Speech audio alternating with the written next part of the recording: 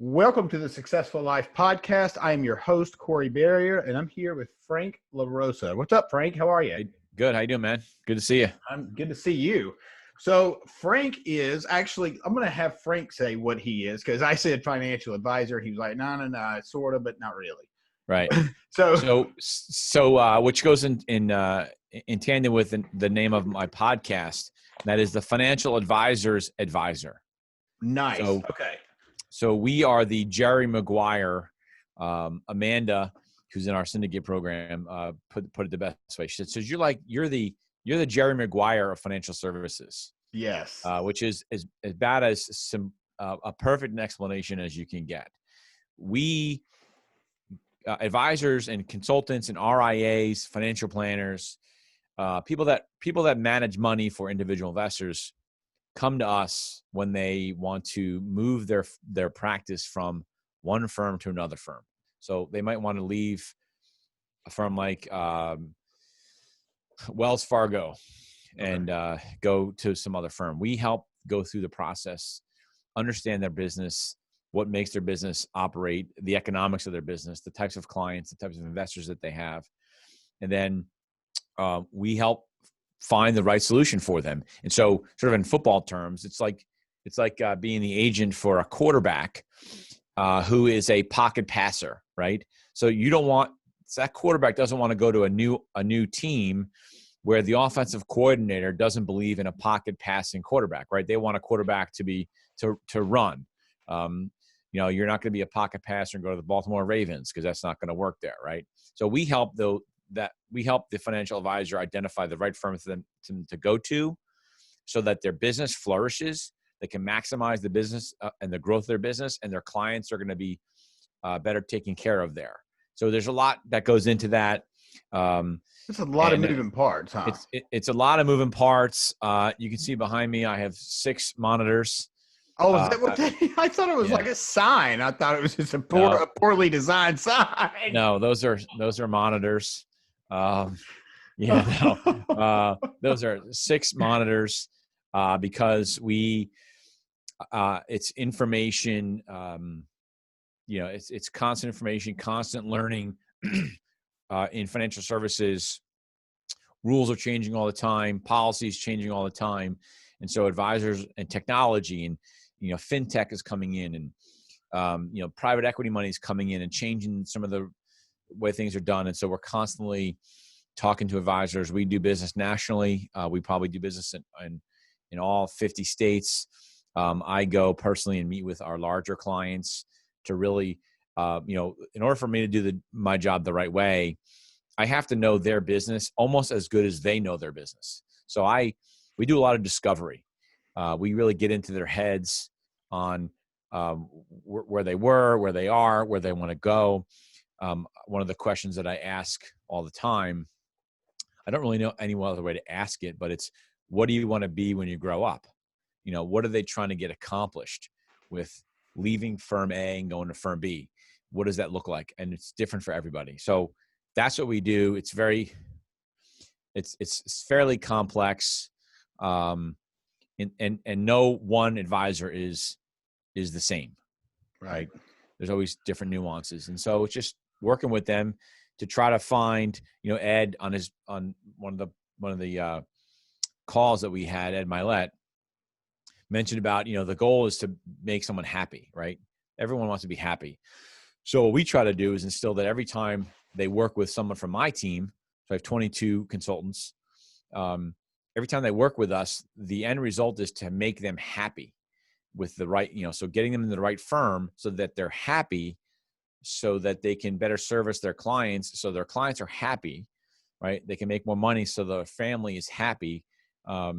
Their support team is happy because they're at a better firm that's less compliance heavy, or it's a struggle to do business at the firm that they're currently at. So we move them to another firm that's easier to do business. They're happier. The support staff's happier. It's all ripple effect. So anyway, real quick, you said, you go in and you have to understand the people's business as well as they do. What is that process? I mean, how long does that process take? I guess it's different for each company, but let's just say your average client, whatever that is.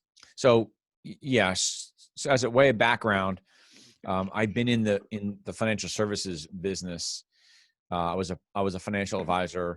I was a branch manager. I was a complex director. So my last position, before I started my own company 9 years ago, I managed complex.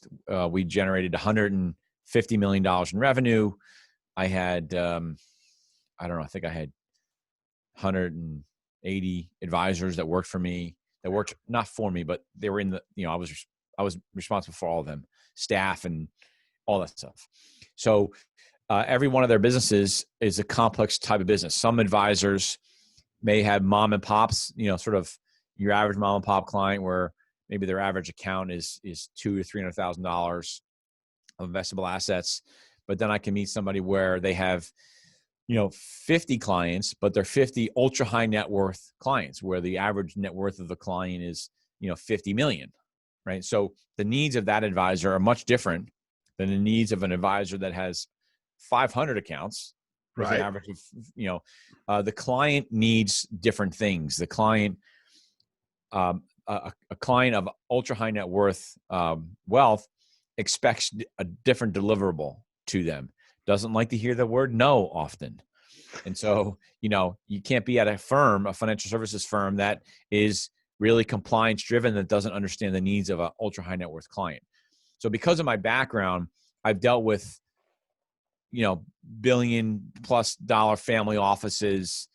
I've been in those meetings. I've had those. So I know what those clients are looking for. So when an advisor, my client, tells me what kind of clients they have, I automatically make some assumptions about the types of things that advisor needs in order to deliver the service for that kind of client, right?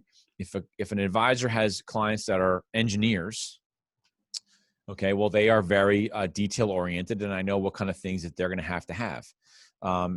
If a client, has, again, like if they're servicing family offices, there's different types of full service services that they need. So I just ask lots of questions. I have them describe their clients, their average client. What's a typical client look like? What do they have in, in wealth at the company? But then what's their net worth, right? So someone could be, someone can have $500,000 with you with a particular advisor, but maybe they're worth $10 million, but most of the money's tied up in their business. So just things like that. Sure. What their expectations are. What are they trying to do? What does their staff look like? So we get into the business side of it. What does their staff look like? What's their service model? What's their value prop? So when they're talking to a client, what separates them from every other financial advisor in the marketplace? And through that discovery, we really get a sense of where they should go to improve their business, right? We also help them work on some of those things. If I ask an advisor, hey, what's your value prop? And they don't have one, through my discovery with them, I will help them develop what their story should be. Got it. Look, most of the ones that we talk to are successful. Sure. We're not talking to not successful advisors because then we don't make any money. Right. But the reality is a lot of them, through a bull market like we've had, I don't want to say are successful despite of everything that they've done or haven't done, but they've grown. They don't necessarily know how they got there, so they don't know how to get to the next level. And so we sort of consult with them on what they can be doing to get to the next level.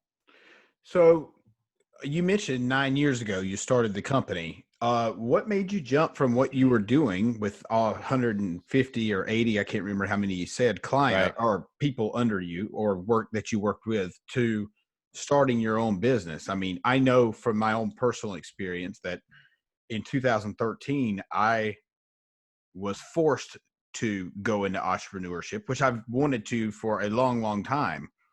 And I'm fortunate because I did get forced. I got fired. Yeah. And so same thing with me. Okay. So, I mean, you understand them. Well, tell me your experience. Yeah. So this was one of those things where, I didn't learn some of these lessons till later on in life. a normal upbringing, normal upbringing. So there's nothing crazy there. But when I got into financial services really early. I was really good at it. I was a director, a complex manager. Thought I was, irreplaceable, right? I thought I was the shit, and ego and all that crap. And was making good money and pushed the envelope on things that I was doing. Thought it was sort of above, policies because I was the shit, right? I was running a big complex and I was the number one recruiter in the country and blah, blah, blah, blah, blah, blah, blah. And I pushed the envelope. I did some things that I shouldn't have done. Call it out of necessity, call it out of cutting corners. Do you mind giving me an example of what you mean by that? Is that okay for you to do? Yeah. So an example is, we had holiday parties, in financial services. They're really careful with how you're spending your money or how you're spending the firm's money. And so, we had, a couple holiday parties, where instead of me putting out the money for the holiday party myself and then getting reimbursed for it through, and I can't get into too much detail, but basically we front loaded the expense of the holiday parties. Cause when you have that many people at a holiday party, it's $40,000, $50,000, right? Sure. I didn't have $50,000 to put down on a holiday party because I had a lot of people. And so we had, through my region, basically prepay, through essentially creating, I'll call it false invoices to prepay the invoice, right? So to prepay the holiday party. So over a period of 5 months, we would pay the country club at the time, an invoice for an event that didn't take place, so that it built up an accumulation of money in the account, so that on the day of the holiday party, there was let's just say it's $50,000 in the account that they then paid the I see. paid for the party, right? It makes sense to me. Right. Well, but that's not the policy. It makes sense. Sort of the end game makes sense. The motive makes sense, but the way I went about it was the wrong way. Right. And so, because our firm had policies about what you could do and what you couldn't do and how to go about getting that stuff paid for. So it was wrong. Whether I had support and guidance from the people above me, the end of the day it was wrong.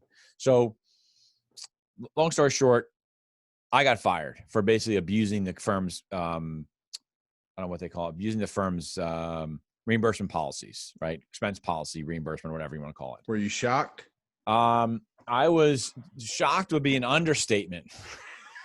And I'm laughing now, but as you know, it's not fucking funny when it happens. No. So, in an instant, and I talked about this morning, as a matter of fact, when I re-rolled out our core values meeting today, and I shared some things with my team that I had not really shared before. And some of it is sort of the why. They always want to know, why am I so driven? Why am I, I don't want to call it, have a lack of empathy towards certain things, people not coming in to work and people, being common sense shit. Just yeah. Oh, I'm not coming in today because I'm depressed. Like, okay, well then how the fuck is staying home in your mind going to solve your problem? So true. Right. And the reason I talk about it that way, so when I got fired, I was on top of my game. My firm, they froze all my money. I had no money. Like literally I had no money. I never had a checking account before because I've always been in financial services. So froze, and there's certain things I can't get into, but froze all the money, blah, blah, blah. Had to get attorneys, all of that stuff. Stopped paying my mortgage. I turned my $120,000 Range Rover in and got a different, much cheaper car. Did some things that were not the norm that I spent the first 10-ish years of my career building up to, right? And so at the same time, I'm trying to, so you're basically, it felt like the legs got cut out from underneath me, right? I lost who I was. I had no more identity anymore. God. I you know, you come home and your kids ask you, "Hey, Dad, why is all your stuff in the garage? You know, why is all your work stuff in the garage?" And so you know, my wife and I had done a great job at not sort of they were young at the time. So I have a 21-year-old now and I have a 15-year-old, two boys. Been married for almost 25 years. We got married really early. And so, you know, lost who I was overnight in an instant. I went from, you know, 7 figures to 0. So talk about that feeling the next morning when you woke up and realized, God, like, what the fuck? Like, I don't have any money. What the fuck am I going to do? Yeah. So, well, for the first few weeks, I basically just stayed in bed, totally depressed, really in a bad spot. Right. You know, and it's dark, really dark. I'm fortunate that I don't really drink. I don't do drugs. I never did. I never got into any of that stuff. So fortunately for me, I didn't have that. There was no calling to me to do anything like that. But it was really bad. You know, it was all we ever knew. I have a, you know, big house that we finally sort of got to. You know, everyone says, "Oh, you know, people make plans and God laughs," right? Right. And we had all these plans and it was all working and it went away in an instant. And, you know, it's a reputational thing and it's talked about in the community. And I think people talk about, you always find out who your real friends are. When you go through something and it's a real struggle, you find out instantly who your real friends are. The ones that stick by you, whether they think you did something right or wrong, they still stick by you and they're there to support you. And aside from losing my career and who I was, I didn't know who I was anymore. Losing the relationships of people that I built their fucking careers, right? Guided them, mentored them, put them in positions that you just stop hearing from, right? They don't, how you doing? That hurt, right? And in hindsight, it's not necessarily their responsibility to do that, right? But it still hurt. Those are the things I was going through. But look, then I had to have you know, you had to figure out, okay, what's next? And you go from making, you know, high 6s, low 7 figures to figuring out, shit, I got to get a job. And every job out there is paying $150 a year. Like that got depressing. Looking at jobs. And so, you know, so I started within about a month or so, said, you know what? I had a mentor of mine said to me, Frank, you're really good at recruiting. Go start a recruiting company. You know, we'll give you a contract. So I got my first contract with UBS. And I just started in my house with the desk that I had in my office and a phone and started cold calling. So I'm 30. At the time, I was 39. You know, I had this plan. You know, by the time I'm 40, I'm going to be making all this money, and fucking went out the door, right? So at 38, I'm in my rec room in my basement, which is a nice basement. So I'm not saying it was a slum, but, you know, but I'm dialing for dollars, calling advisors. I went from being the big shit to being a cold caller, right? Very humbling. And so for me, it was a struggle. My sort of, I would say my defining moment where, and I sort of reluctantly was doing this, thinking something else was going to come out. And, you know, if you don't commit to doing something really well, it's going to take you forever to get any success. And so for me, my sort of defining moment, really I had 2 defining moments. I remember driving down the street, going past the church, and I know where I was. I know I know literally where I was on the road. And I remember looking at a utility crew, PSE&G utility crew, and being envious that those guys had a job. Now I was coming from making almost $1 million a year, and I'm envious of the guy in the hole digging a ditch that at least he had a fucking job. Yes. And that was really tough for me. And so, I sort of committed to, all right, my old life is gone. I gotta change my direction, and I gotta start this business. I gotta work it. And that was good for a couple of years, maybe two years or so. I was able to limp through, fake it through, not acknowledge.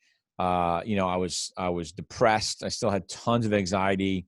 I had to pull myself out of bed every morning because, basically cold calling advisors around the country was not not exciting. What I thought I'd be doing at that age, right? At middle age, having to rebuild all over again. And it got pretty bad. It's at one point, I remember this is about as real as it gets. But this was really what turned the tide and why I think where I committed 100%. I called it sort of burning the ships at the shore, right? Burn the ships so you can't go back. That's right. It was really bad. And I remember sitting down. I went home one day for lunch. I moved my business to the existing location I have today. But still wasn't great. And I would just have bad, dark days. And, you sit in your car, wondering what the fuck happened to your life and all that stuff. And I remember going home and sitting my wife down at the table and giving her all the account numbers to the checking account that we had. And here's all the insurance policies and, live your life. And I want you to live your life. But I think I gotta do something for the family. That's what I thought. Right. I don't think I can do this anymore. And basically I was telling her I was going to basically put a bullet in my mouth. Right. That's what it sounds like. That's what I was telling her essentially. Right. That was pretty fucking bad. Yeah. And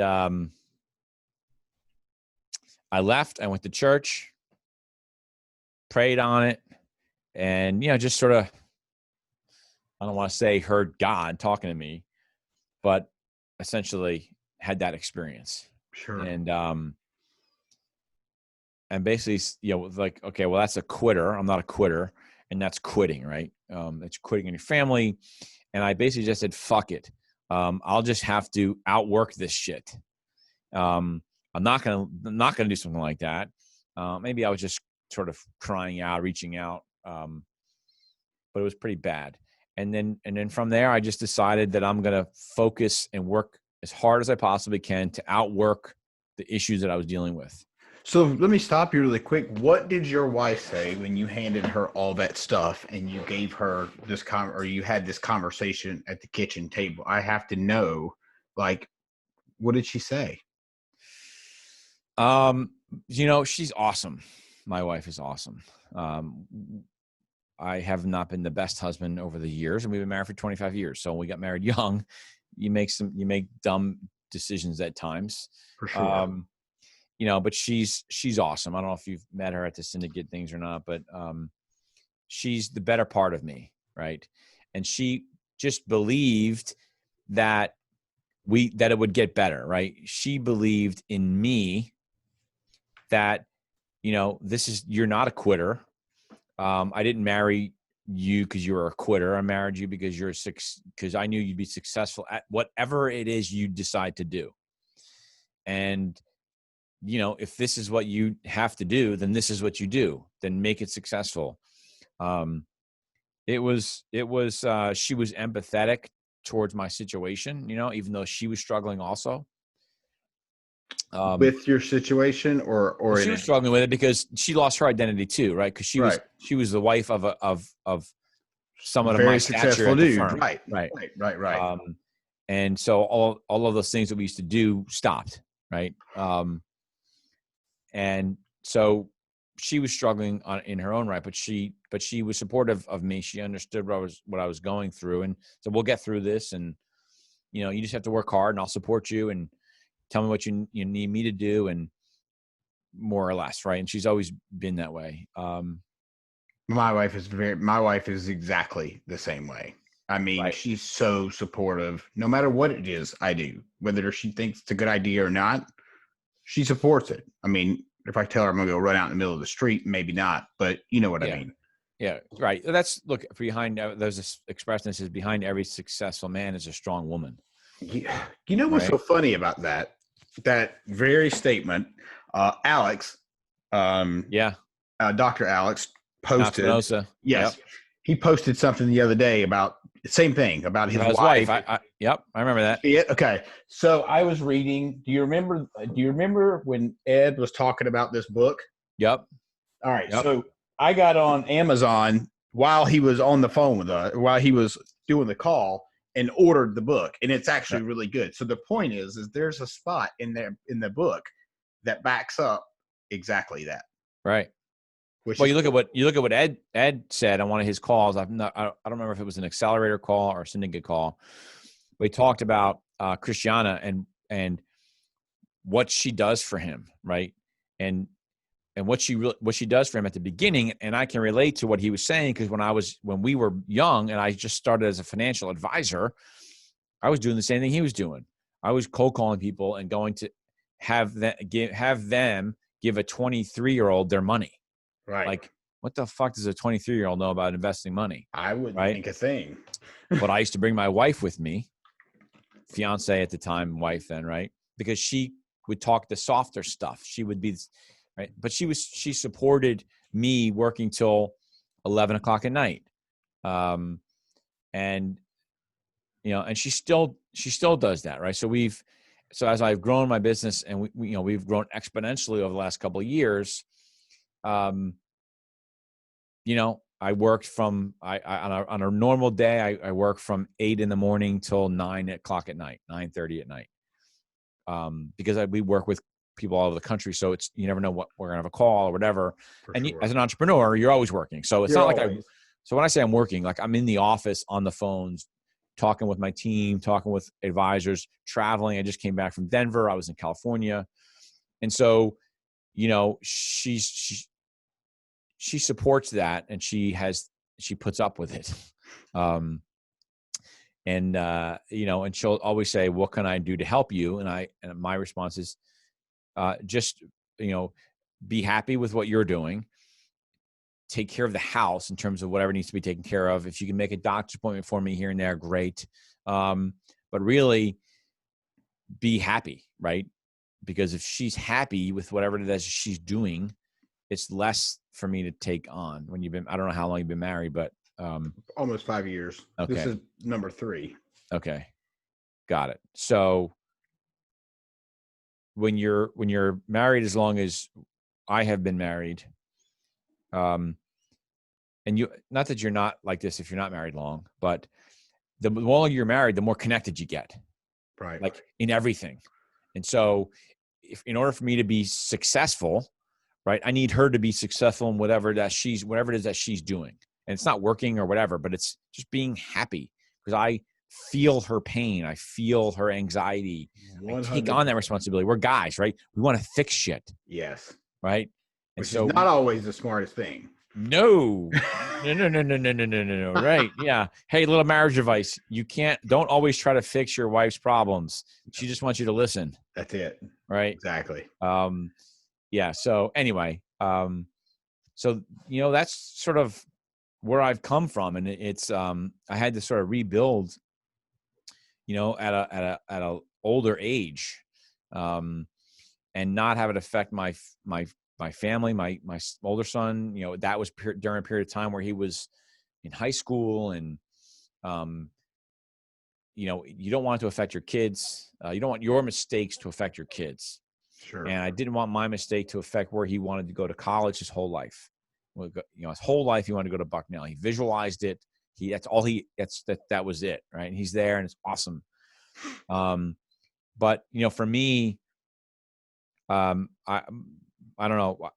My advice to people is I don't know where we're going with this, but is you can almost outwork any problem, right? Anxiety and stress, and I know Andy's been talking about that a lot. And it's true. And some people, I get this sort of reputation in my firm and sometimes in town, like I don't have, I'm not empathetic to those things. And it's not that I'm not empathetic towards it, but what I'm not empathetic towards is someone that is suffering with anxiety, but calls out of work and just stays home because they're depressed, right? When I know that's the complete opposite of what you should be doing. You have to because now you're home and you have all this space in your head and time to think about how bad your life is. Yes, exactly. Right. So 100%. it doesn't accomplish anything. It doesn't accomplish anything for your family. Nope. So for me, the solution is throw yourself into work and being positive and helping people. What really changed my business, and one of the things we talked about today is one of our first core values is commitment to client, right? And the reason I put that as a core, everyone, that's like obvious. Oh, of course, core value, commitment to client. But for us, it's what had my business grow exponentially. We've been doing this for about 9 years. About 4 years ago, 3 years ago, it started growing exponentially, where I went from putting me and making money, right, on the trade, right? Oh, I'm only gonna work with firms that are gonna pay us the most money, right? To let's work with all of the firms, irregardless of who's paying us what, because it's going to end. The end result is going to be we're going to be able to deliver a better service for our advisor client. We're going to be able to take our client first and find them the best possible home. Not that I didn't do that before, but we take a lot more care in understanding and due diligence about what's out there and what's available for that client. And when I did that, it grew. Our business started growing exponentially because we put the client first. I don't know where we're going with that. No, I would love for you to keep on with the core values, because I 100% agree with you that, you probably had don't want to say bad intentions, but your intent it didn't line up really. It was short-sighted. Right. So it was short-sighted. I wanted the quick trade. I wanted to work with someone that wanted to move right away, and I would find one or two solutions for them, and we would just make that call versus taking the time. In my business, one of the challenges in this business is my turnaround time on working with somebody could be upwards of a year or two. So I can talk to somebody today that may not move for a year and a half. So I don't get paid until they move. Right. Right. So there's scalability issues there, which is whole nother topic, but, but that takes time. Where I was going with the empathy thing is one of our core values is, the connection, the firm family connection. And the reason I put firm family and not family and firm, right, is because of my experience, because I believe that if you're successful at work and you're having a good day at work, so let's forget about success. You're having a good day at work. You might be having issues at home, but if you have a good day at work, it gives you the ability to better handle the issues at home. Yeah. Right? Yes, 100%, dude. Right? If you have a shitty day at work because you're negative and you're whatever, and you're just not working hard, and so you're not working hard, so you're not making any money, then it makes it even more difficult to handle inevitable stresses that you have at home. Well, you're going to handle it totally different, right? Totally different. It's like two different people almost. Right. You have a bad day at work, you're going to go home and kick the dog, right? Yes. You have a great day at work, you close a big deal, you go home and something happened at home, your mental attitude is going to be different. Very different. And then if you have an issue at home, a negative issue at home, you have to be careful about bringing that to the office, because it could affect the positive or negative course of your business, which ultimately, again, affects your family. Right. So to break that point down, Frank, you said, just like going home and having a good day at work or having a bad day at work and going home, the outcomes are going to be different. You just flip that. If you come from a shit storm at home and you bring that with you, your clients are going to feel that 100%. Shit storm because of the incongruency. Right. That's the best way to put it. So we use connection. It's just easier to say, but it's congruency, right? You're not going to sound great on the phone. You're going to talk to a client and you're going to be depressed, and you're not going to sound energetic, and so your client's not going to believe in what you're saying because you sound like shit, right? It's just a bad attitude. And so, but I've seen, and I've had people that have come work here that came with nothing, and because of the opportunity that we've created here, are living really nice lives, right?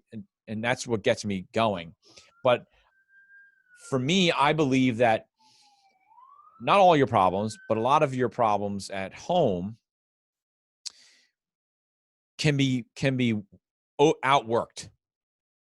Okay. Right? If you're depressed, go work harder, right?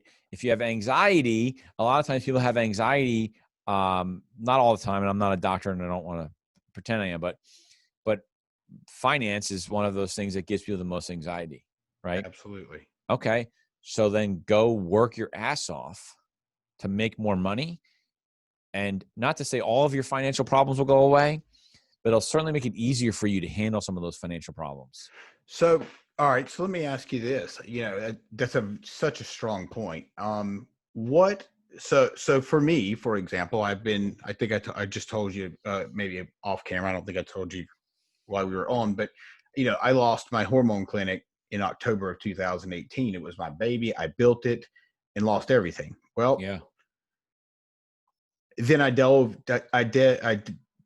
dived straight into really working on myself, and I know there's a greater purpose for me. And so somebody asked me, I don't know, my mom or somebody, she said, "Were you going to go back to personal training?" And I said, "No, I'm not going to go back to personal training because I've already seen the next level.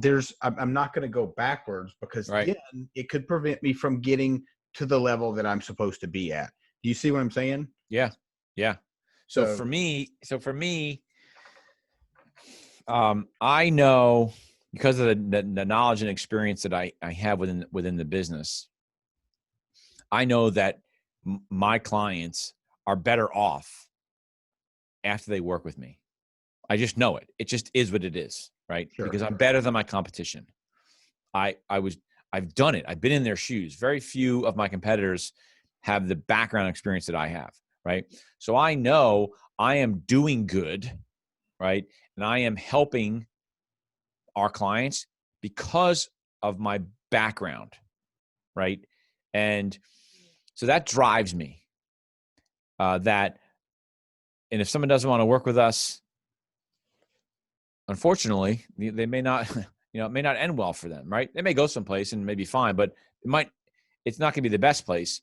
And I also know how to negotiate better than all of my competition. So I know that I'm going to help my clients get more money, make more money on their transition and payouts and economics and all that stuff, right?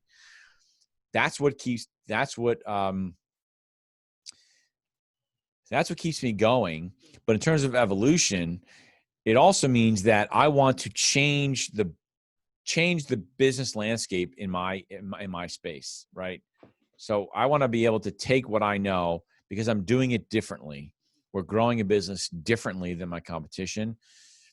I want to grow it so big that I can dictate pricing within our industry, right? That's how big I want to get it. Makes And, sense. and that didn't really click. Well, candidly, it didn't really click until I joined the syndicate, right? In thinking bigger. I'm in a decent, I'll say it's a fairly wealthy town in New Jersey, but not the kind of wealth, you're sort of, it's the temperature gauge, right? Right.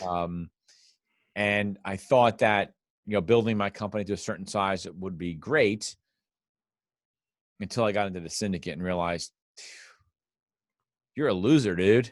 Like, if that's all you want to do, right? Bigger goals. Right. And, what's bigger than being able to dictate pricing within an entire industry? It's a great feeling. It's a lot of work, but I don't know. I love what I do. Yeah. So why do you want that? What is that? So at the end of the day, when you accomplish being able to set the prices in your industry, what is that going to do for you personally? Meaning, what's the why behind that? Yeah. So the why, it's interesting. There's a couple of whys behind that. And some of it is, I'll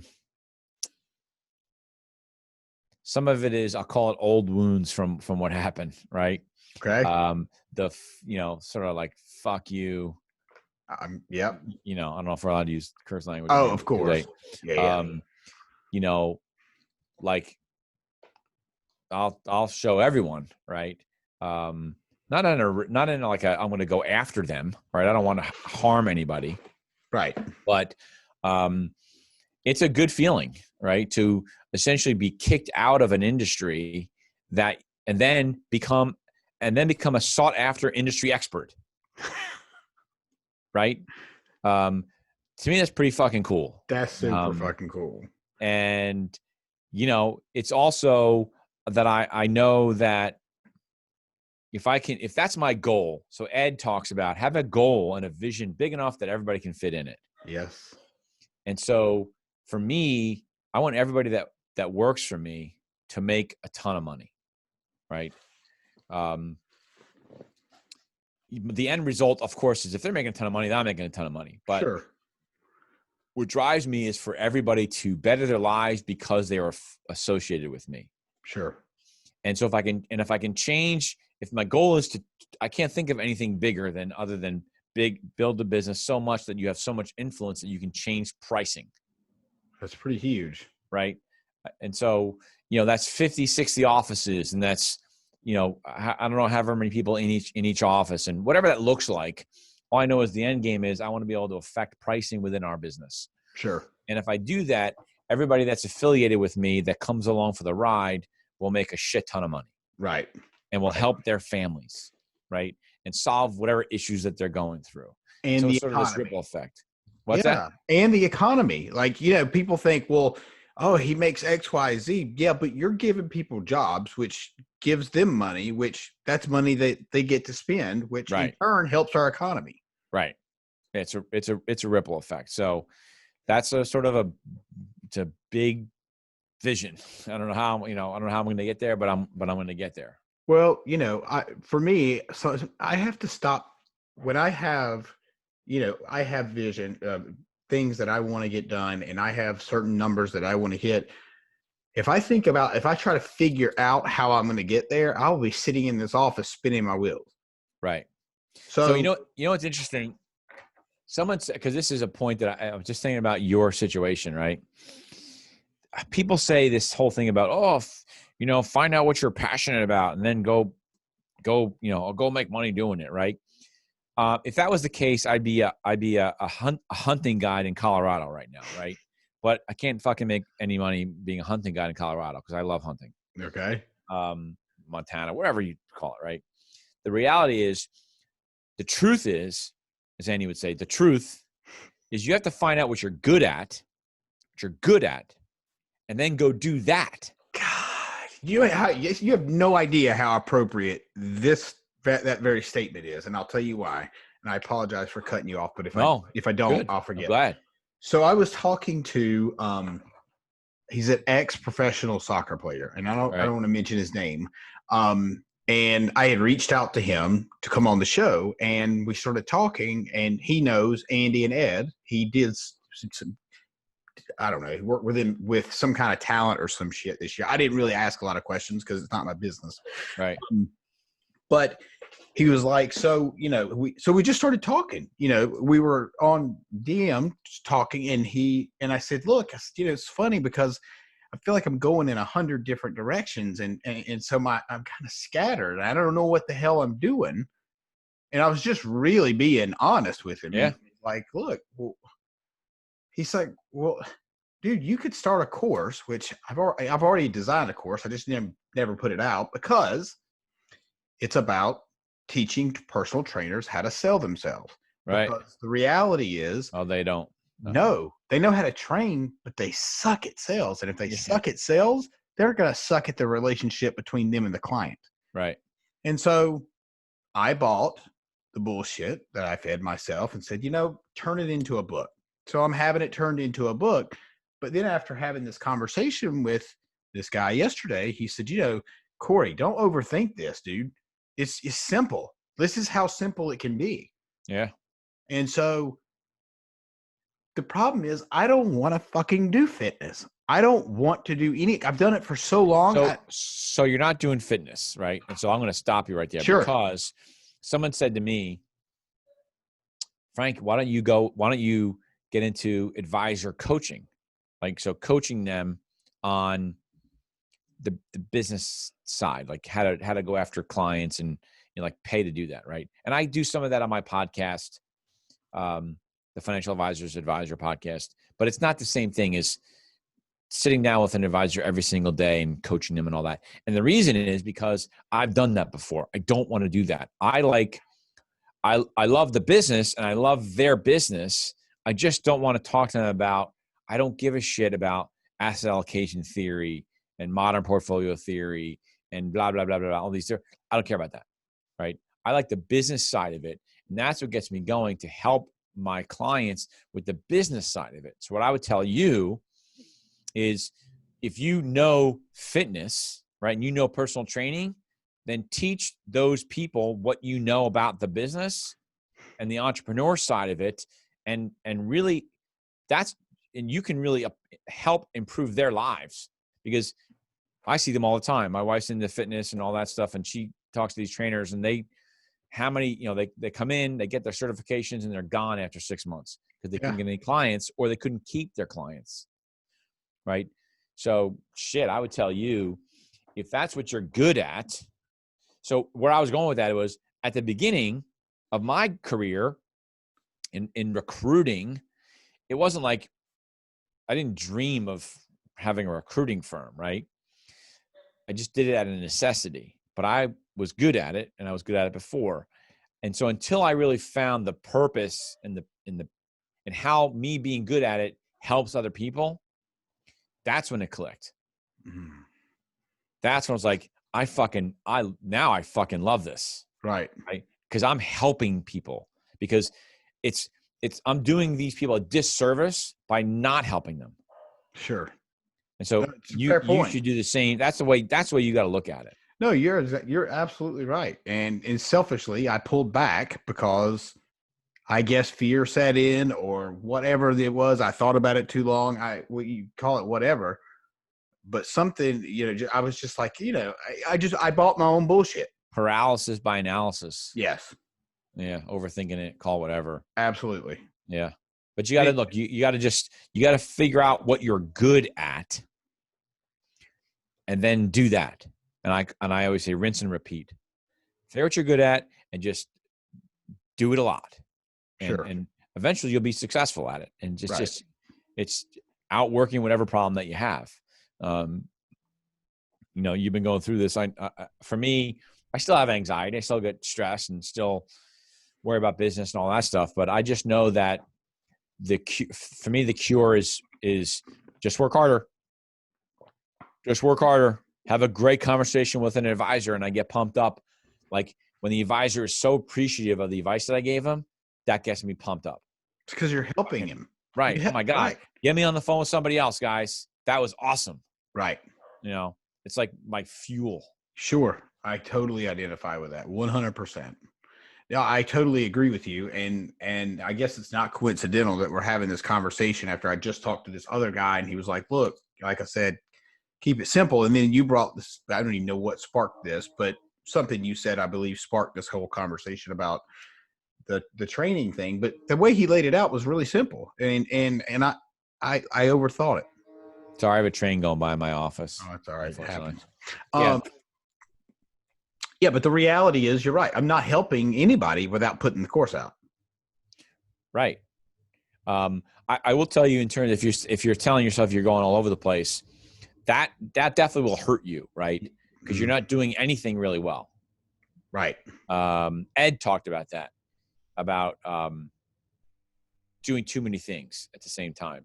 You got to do one thing really well and then expand on it. I'm just getting to that point now where I'm starting to, if I'm adding a couple of other might be buying another business, but it's a business that ties directly into this business. Okay. So it's not like I'm going to go out and buy a, burger, or, a hamburger place, right? Right. It's something that ties directly into what I'm doing now. So I don't spread myself too thinly, but it adds a different dynamic to the business. Because when I started my business and I was thinking about other things and this business, I wasn't doing it well. And I would say, so my advice to you would be, I would throw yourself into that. Think about how many trainers are out there. They all want to build these businesses. The online thing is important too, and how to develop that. A lot of it comes down to how do they sell themselves in their communities, in wherever they are. If they're at gyms, and I think that there's a business for that. And if you know that business, well, I've lived it, I've done it, and I'm a master personal trainer and nutrition coach. And I started 2013 when I got fired. Well, then I had to really start my business. Right. And I built it from, I always sold really high packages, and I sold really high packages because people forget about how high it is over 3, 4, 5 month period. And so all of my clients, except for 2, were locked into, a huge deal. And so I couldn't take them with me. I had to rebuild and start completely over. And I would go drive from gym to gym, and it was a clusterfuck, really. But it was what needed to happen. Right. Yeah. So you need to take all those skills and go to people that really need your help. That's the way you got to look at it. They need your help. Yeah. Because they're trying to build their lives and their careers. If you can go help them, that's powerful. And then when you start to see those results, you get pumped up and you'll keep doing it more. And I agree with you.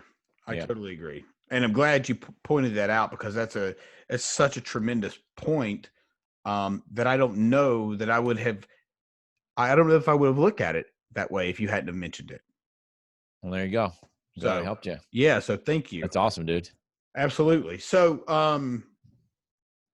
what was I going to ask you? Well, it escaped me, but I have no idea. But I do know this: it's almost at the top of the hour. I don't know how your schedule is or whatever, but we can wrap up with just a couple of things. What would you say to somebody that's maybe that was in your shoes 9 years ago? You've kind of already said it, but I want to ask you again, in case somebody didn't hear the advice. When you're in that long, dark hallway that seems like there's absolutely no fucking light at the end.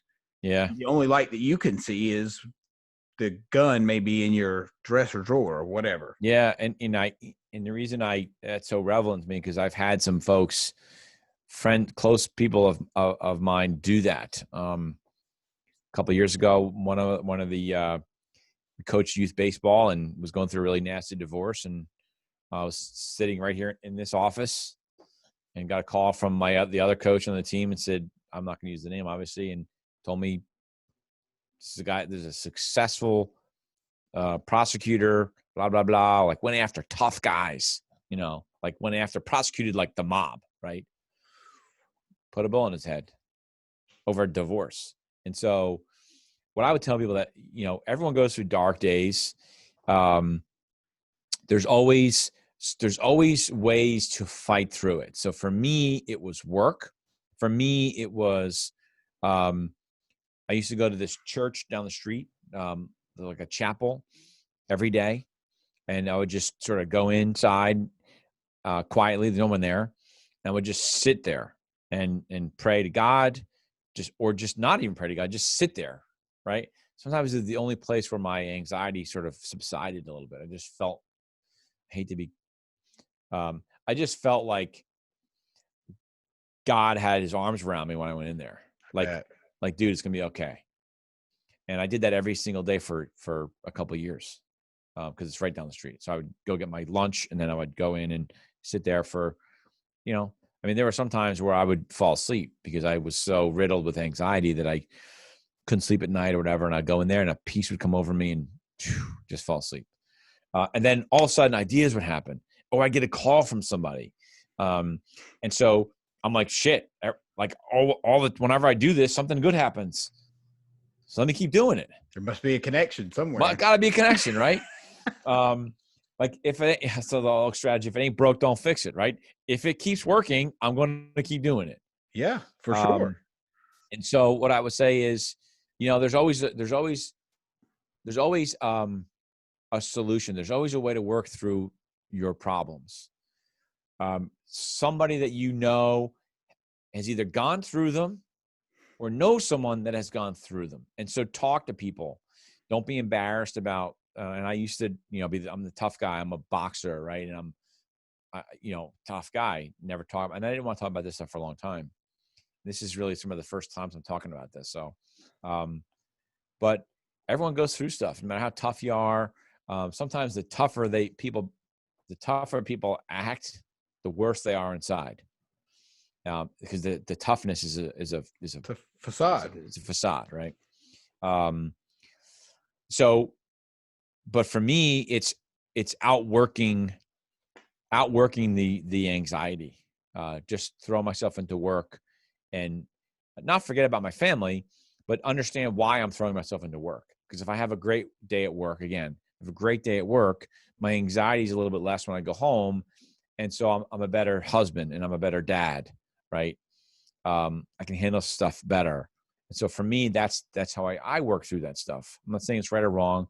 I listen to, I read.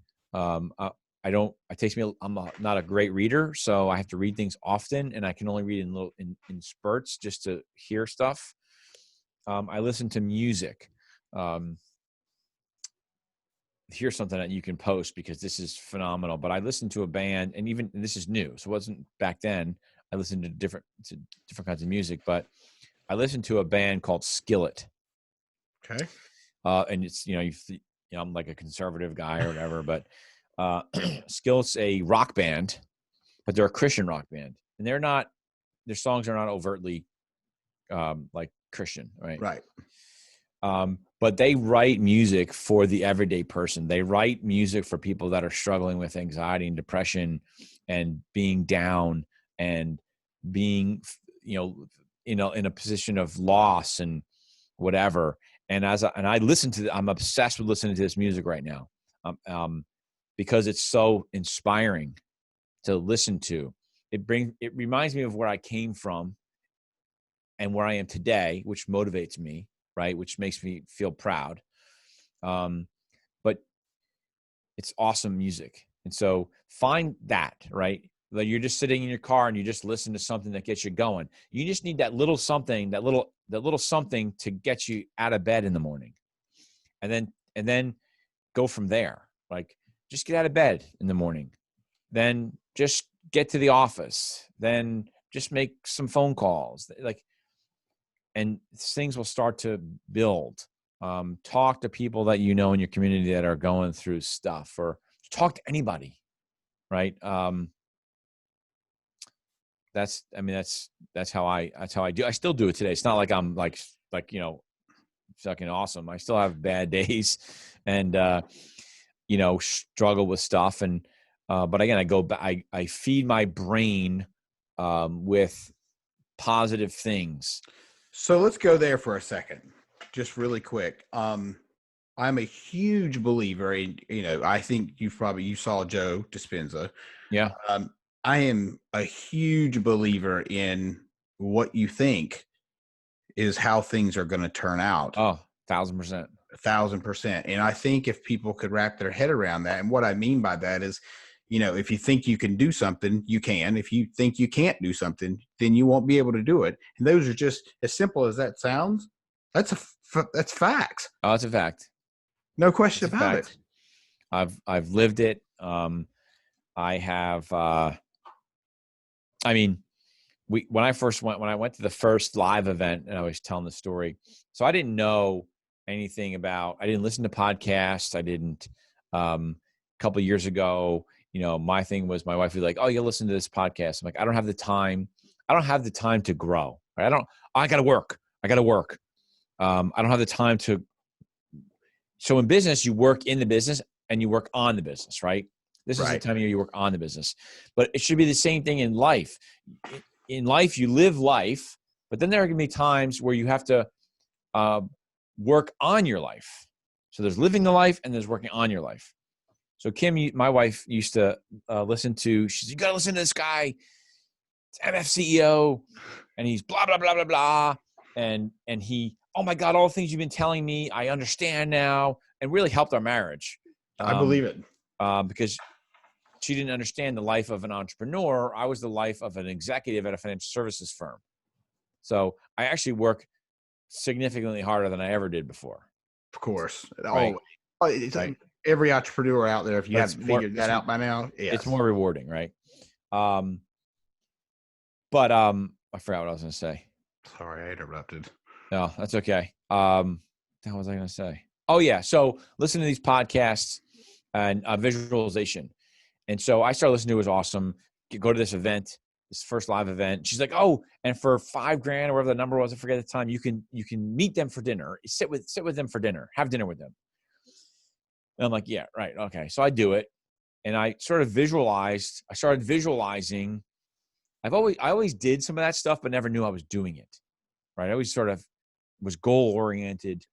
Back in the day when I was younger, it was about being goal oriented. Well, it's the same thing as visualizing it. You goal oriented. I got to figure out how am I going to sit next to either Ed or Andy. I'm not sure. And, so I just sort of imagined what it would be like. And sure enough, I brought my CEO with me. Ed sits down right next to us. I'm not going to get into the details, but he sits right, and we have a 3-hour great conversation. It's awesome. I come home, tell my wife, it was awesome. It's this syndicate Arte thing. I don't really know what it means. I don't understand it. But people are walking around with all these shirts on. I didn't get it, right? All I know is I sat next to Ed Milet, and I'm not sure how I'm going to do it, but I'm going to visualize somehow. I'm going to be on his patio, looking over that lake in his house. And I'm going to do it. And then sure enough, like 6 months later, there I am. We're at the house, right? Right. There I am. And so in Idaho, Coeur d'Alene, Idaho. So I actually get worried about not visualizing stuff. I caught myself about 6 months ago. This is how paranoid I am about this stuff, right? Like they talk about, you visualize negative things, you get negative things with, well, I don't want to talk about what we talked about in Coeur d'Alene, but I caught myself getting some change from somebody once. I gave him some money, 7-Eleven or whatever, and I had like 3 pennies in my hand. And I almost threw them out. I was about to what do you want these for? I almost threw them in the garbage. Right. And I'm like, oh my God, what am I telling the universe? Ooh, if I throw if I throw money away, regardless of how much it was, if I throw money away, I'm telling the universe, I don't want money. I don't need it. Right. I was like, oh man, I better never do that again. I just caught myself. And from that day on, I keep it all together, but it's visualization. So what we were talking about in terms of sort of coming full circle, if you're in those bad situations, right? Visualize what it will be like when you're not in that situation. Visualize what it will be like to not be depressed and not be anxious, right? What does that look like? What does that feel like? I know Ed talks about this, but it's the truth. What is it? I used to go to a therapist. Like we have a therapist that we call her a family coach, right? Okay. That we go to. She's awesome. And she used to do this thing with me about if you go to an event that you're not really sure you want to go to and whatever, she's like, close your eyes and visualize. Visualize. I don't know if you saw that or not, but I did. My battery's running out on my laptop. Okay. Visualize after the event, right? And what was it like? And oh my God, we had such great conversations. And oh, this was so nice. And we had this, and we laughed, and like almost like pretend you already went through the thing, right? And that was really instrumental for me. So that's what I would tell people. I think that's probably the best piece of advice anybody's ever said on the show. Because, well, for two reasons. One, I totally believe that. And two, I know that if you do what you just said, that you'll come out on the other side, probably just like you visualized. Right. Most likely. Awesome. And I've experienced the same thing. I'll So, tell you this quick story. Are you good on your thing? Are you good on your, is your phone? Shit, is your computer going to die? I just want to show you this really quick. So I don't know. The sun's so bright, you can't really see it. Well, the point is it's a picture of a Model T. And one day I was sitting out in the middle of bumfuck nowhere. My wife she's a photographer. She was shooting pictures for a couple, and I was sitting in the car because I don't do pictures. I sit in the car, and I was listening to Think and Grow Rich for probably the fifth time. And they talked about when he rolled out the first Model T. And in my mind, I thought, wow, what the hell, the Model T? I'm trying to picture that. 30 seconds goes by, and that fucking truck pulls out of a garage. Oh, we lost it. I think. Yes, we definitely lost it.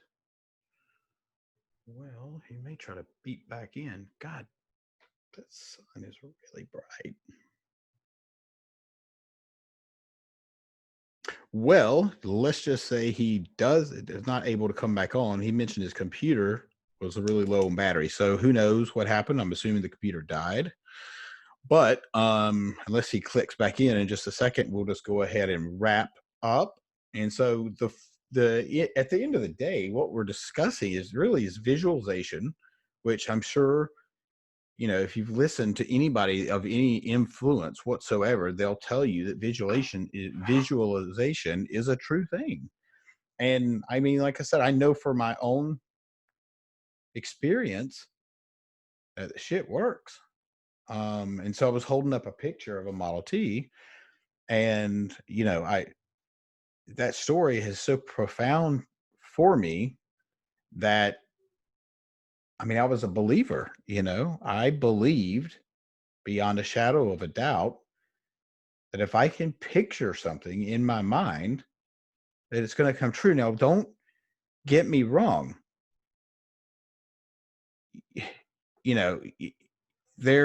Sometimes you have to be patient because you may be going through the process of getting to that bigger picture. And so you just have to remember, like, it's a process. Everything is a process, and you're just going through that process now. So it looks like his computer died. So let's rock and roll. We'll wrap this up, and thank you everybody nope, here he's coming. Perfect. There we go. Can you hear me? Check your volume or your mute or something.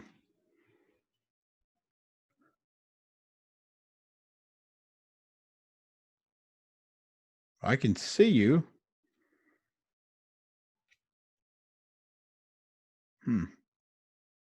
You can't hear me? Can you hear me okay or no?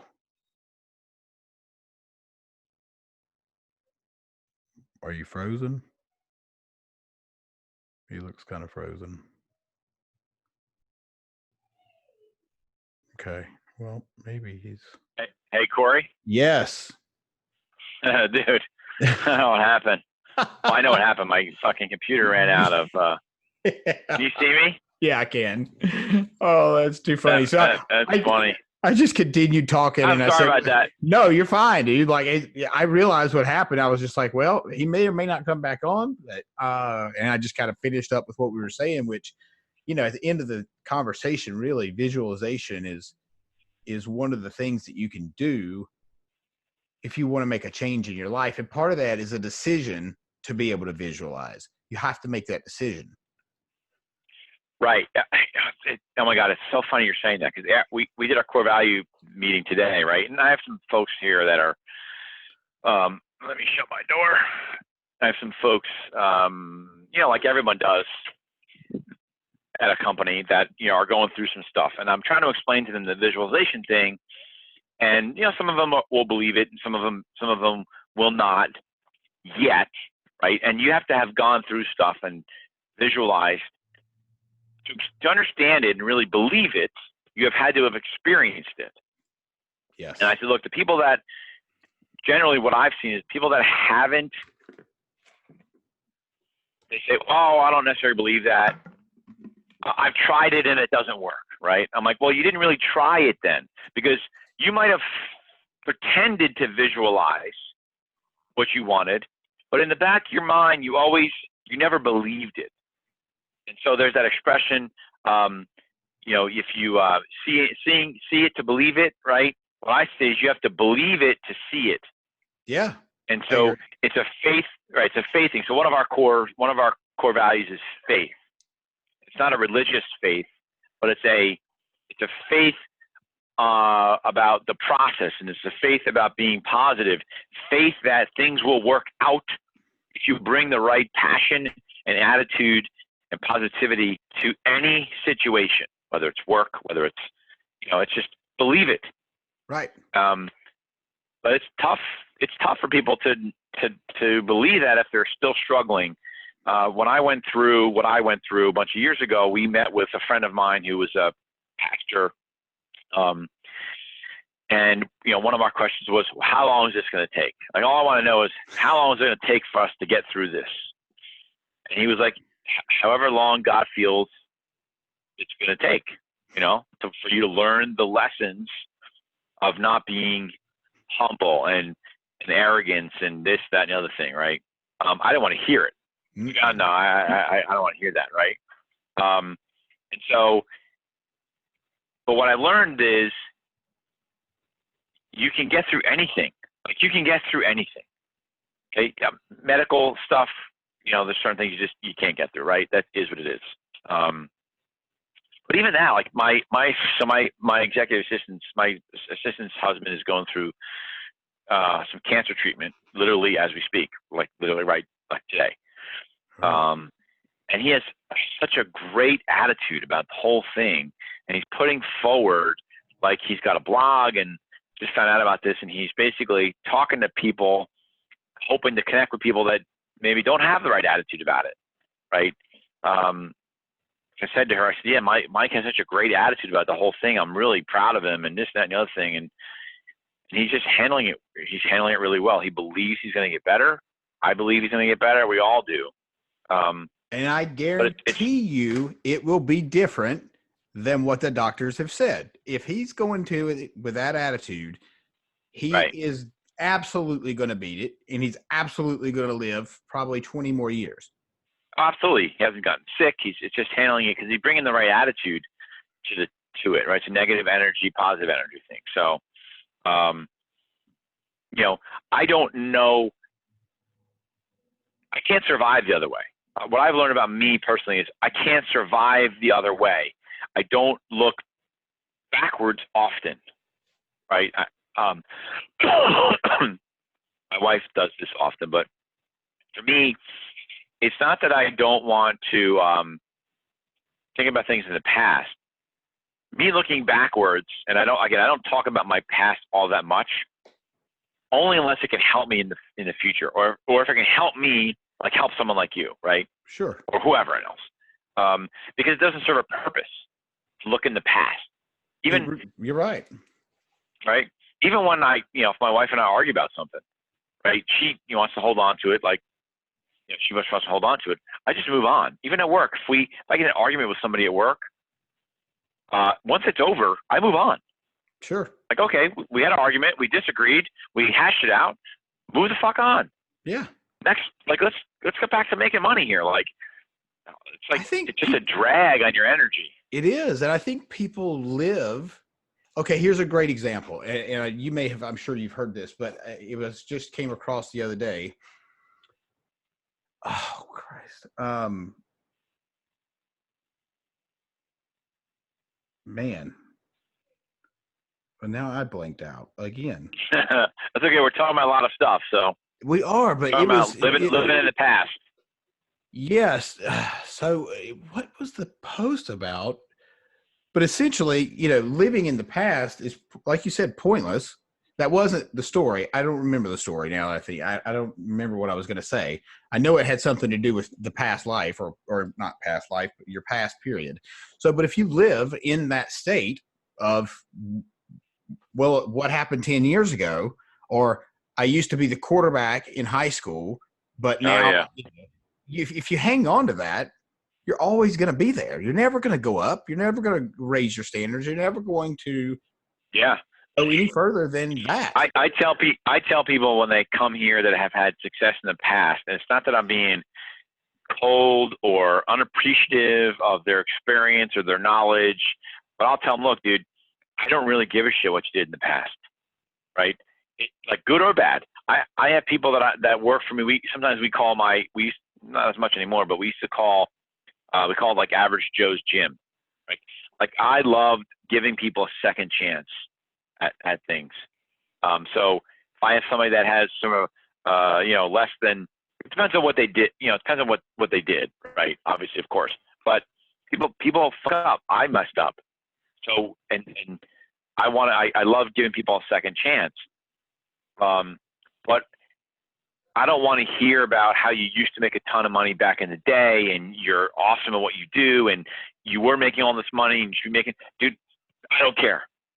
Right? What can that knowledge, yes, your past, but how can that knowledge from the past help you get back to where you want to be in the future? Not replace what you lost in the past. It's lost. That's the whole point of it. It's lost. You're not getting that back. Get something different and better back from the future, from your negative experiences. What I call delayed winning, right? It's just delayed winning. So all the shit that I went through where I thought I lost, not that I would not want to go through what I went through again. I wouldn't wish that on my worst enemy, not my worst enemy.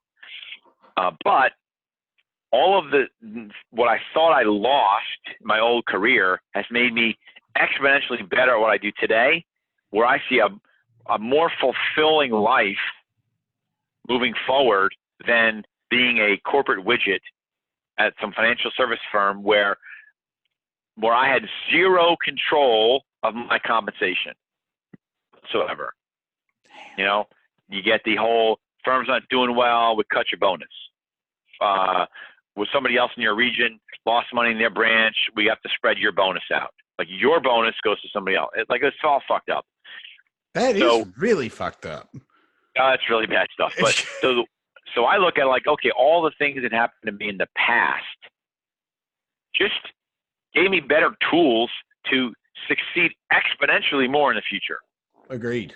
Absolutely. And you know what? When you're in it, when you're in that 9 years ago, in the muck, it's hard to see that. But if you just stay the course and believe things are going to turn around, they are going to turn around. Especially if you're putting 100%. Yeah. You can't sit on your couch every day and expect, a fucking mail to show up with the check. You got to do work. Not going to help you. No, it's not. Right. Bible says God helps those who help themselves. Agreed. Right. You can't just sit and pray and think everything's gonna. You got to do something. You got to action cures so many things. Absolutely. 100%. Anyway. Yeah, absolutely. All right, Frank. Well, let's go ahead and wrap up. Dude, I really appreciate this. I didn't know going into this what kind of conversation we would have because you're in finances. I thought, well, this could go either way. I mean, who knows? But this could be really boring. It could be, but this conversation was fucking perfect. I loved it. It was great. Awesome. Well, I appreciate you giving me the opportunity. I haven't really talked about my past much. When we go to the meetings, I'm pretty quiet. I'm a listener. I like to listen. But I think there's some I can help people with what I went through, and I'm not by any means crazy successful yet. I do okay, but if I can add some help and help somebody out there listening to this, then that's what gets me going. So I appreciate you giving me the opportunity. Absolutely. I'll let you know before it drops. It's going to be probably 2 months because that's how many people I've already interviewed. So But I will let you know beforehand, and we'll rock and roll. But man, it's awesome. Been such a pleasure, Frank. Thank you. Awesome. I appreciate it. All I'll right, see brother. you in a couple of weeks. Yep. See you later, brother. Yeah. Take care. Bye. All right. Bye-bye.